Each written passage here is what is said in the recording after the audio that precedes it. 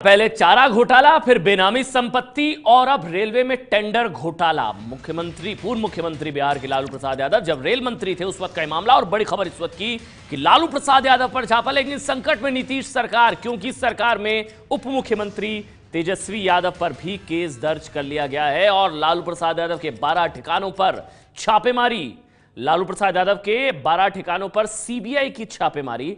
Rail मंत्री रहते हुए होटल देने में गड़बड़ी का आरोप, रेलवे के जो होटल उनको दिया गया और महंगी करोड़ों की जमीन सस्ते कौड़ियों के भाव में ले ली गई। रांची और पुरी में लीज पर होटल दिए गए थे, बीएनआर होटल जिसका नाम आ रहा है। इसके अलावा लालू, राबड़ी और तेजस्वी यादव, लालू प्रसाद यादव, राबड़ी देवी और तेजस्वी यादव, इन सभी के खिलाफ केस दर्ज कर लिया गया है। लालू पर छापे से नीतीश सरकार पर संकट है, क्योंकि सरकार में उप मुख्यमंत्री और लालू प्रसाद यादव के बेटे तेजस्वी यादव जो कि उप मुख्यमंत्री हैं, उनके खिलाफ भी केस दर्ज कर लिया गया है। नीतीश पर तेजस्वी को हटाने का दबाव है। बीजेपी की तरफ से कहा जा रहा है कि आप चुप क्यों हैं नीतीश, अब उनको कार्रवाई करनी होगी। तेजस्वी पर नीतीश चुप क्यों हैं, क्योंकि पहला मामला नहीं है, इससे पहले भी बेनामी संपत्ति को लेकर भी यह सवाल नीतीश से पूछा जा रहा था। उससे पहले भी रांची में लालू प्रसाद यादव बोले कि मैं कोर्ट से लौट कर बोलूंगा। वो चारा घोटाला मामले में पेशी के लिए रांची में है। ये 4 तस्वीर आप देख रहे हैं। 12 अलग अलग ठिकानों पर छापेमारी, गुरुग्राम, पटना, रांची, पुरी, जगह जगह सीबीआई की टीम पहुंची है। सुबह 7:30 बजे से आज लगातार लालू प्रसाद यादव के 12 ठिकानों पर छापेमारी। शिकंजा कसता नजर आ रहा है सीबीआई का, क्योंकि और कुल 7 लोग हैं जिनके खिलाफ 5 तारीख को यह मामला दर्ज किया गया है, एफआईआर दर्ज की गई है सीबीआई की तरफ से। और उसके बाद उसी सिलसिले में आज छापेमारी चल रही है। पटना में लालू प्रसाद यादव का जो घर है वहां पर, गुरुग्राम में जो प्रॉपर्टी है, रांची में जो होटल है बीएनआर होटल, पुरी का जो बीएनआर होटल है, चाणक्य होटल रांची। और कांग्रेस की भी प्रतिक्रिया आई है, क्योंकि कांग्रेस की प्रतिक्रिया इस लिहाज से है क्योंकि वहां पर गठबंधन की सरकार है, जेडीयू, आरजेडी और कांग्रेस की गठबंधन की सरकार। कांग्रेस कह रही है कि राजनीति इसके पीछे है, राजनीति से प्रेरित है पूरी कार्रवाई। अगर कहीं कोई दोषी है तो आप कार्रवाई कर सकते हैं, पर जब सरकार की कानून लागू करने वाली एजेंसियां भाजपा की पिट्ठू बन जाती हैं तो अपने आप में दुर्भावना को लेकर शंका नहीं, सच सामने दिखाई लगने लग देता है।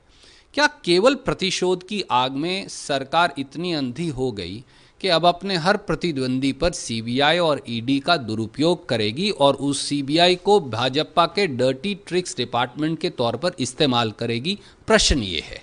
एक साधारण देश के नागरिक के तौर पर कुछ शंकाएं इस मामले को लेकर सामने मन में है। पहला, ये 2004 का मामला है, 2017 में दर्ज हुआ, यानी 13 साल के बाद।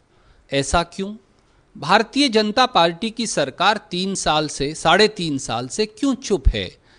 अब जब राष्ट्रपति का चुनाव है तो ही क्यों याद आई? इल्जाम यह है कि किसी होटल की लीज दे दी गई 2004 में, तो आज तक क्या रेलवे विभाग ने इसकी शिकायत की? जवाब नहीं। क्या उस होटल की लीज रेलवे ने कैंसिल की? जवाब नहीं। क्या उस होटल की प्रॉपर्टी का कब्जा रेलवे ने वापस ले लिया? जवाब नहीं। आज मुकदमा दर्ज हुआ है। ये मुकदमा नया नहीं, 14 वर्ष पुराना है। 14 साल बाद भी अगर कुछ गलत है तो जरूर कार्रवाई करिए, हम नहीं मना कर रहे, पर निष्पक्ष और न्यायपूर्वक तरीके से करिए, क्योंकि टेलीविजन स्टूडियो में या भाजपा के कार्यालय में किसी को निर्दोष या दोषी होने का निर्णय नहीं हो सकता। इसका निर्णय न्यायपालिका करेगी। दूसरा, तो कांग्रेस हमला बोल रही है कि यह प्रतिशोध की कार्रवाई है, मतलब बदले की कार्रवाई, वेंडेटा पॉलिटिक्स, बदले की कार्रवाई हो रही है। सरकार की भी प्रतिक्रिया है, मोदी सरकार की। शहरी विकास मंत्री जो हैं वेंकैया नायडू, वो कह रहे हैं कि कानून अपना काम कर रहा है। What is political vendetta? Where is BJP in this? I am not able to understand. Do you mean to say that anybody against whom any charge is there, that should not be inquired at all? The cases against Lalu Prasad ji are not by our government. They are there even earlier also. The government which was supporting also. The parties with whom is having a coalition also. The law is taking its own course.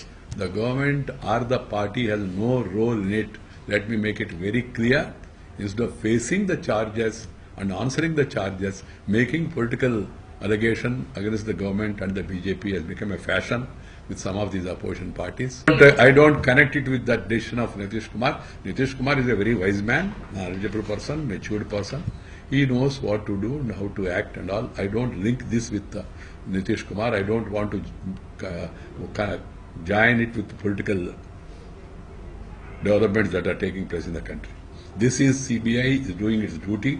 तो कांग्रेस की तरफ से कहा जा रहा है कि राजनीति से प्रेरित है, बदले की भावना से की गई कार्रवाई है। बीजेपी की तरफ से, मोदी सरकार की तरफ से वेंकैया नायडू ने कहा है कि बीजेपी या सरकार का कोई लेना देना नहीं है, कानून अपना काम कर रहा है। इस बड़ी खबर पर लगातार हमारी नजर बनी हुई है। ये है एबीपी न्यूज, आपको रखे आगे।